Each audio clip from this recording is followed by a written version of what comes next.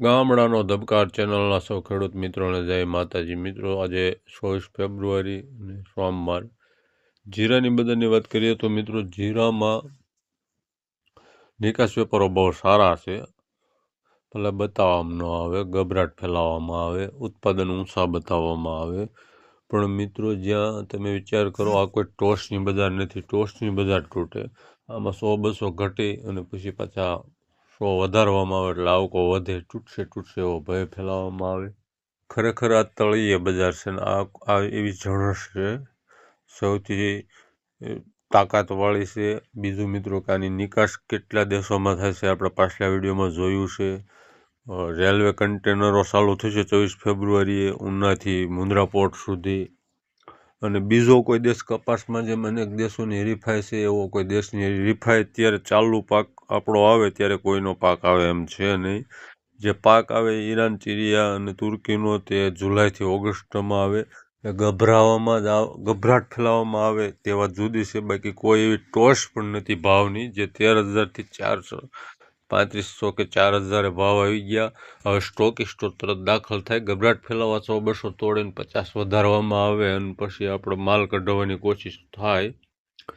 શનિવારે શું થયું, વેપારીનો શું મત છે તે આપણે ઉડતો અત્યારે મળશે મિત્રો. અંદાજો આવશે વેપારીના ત્યારે આપણે આપશું વિડીયો.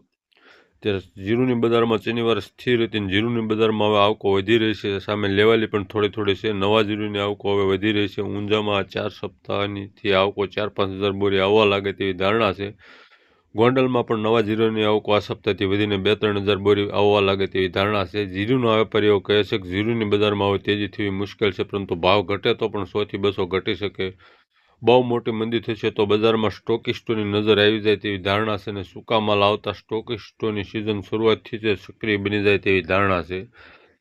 ગુજરાતમાં જીરુનો પાક હવે સેફ ઝોનમાં આવી ગયો છે અને ક્વોલિટીના ઉતારા બંને સારા છે, જેના કારણે પાક 45 લાખ બોરી ઉપર આવે તેવી પણ સંભાવના નકારી શકાય એમ નથી.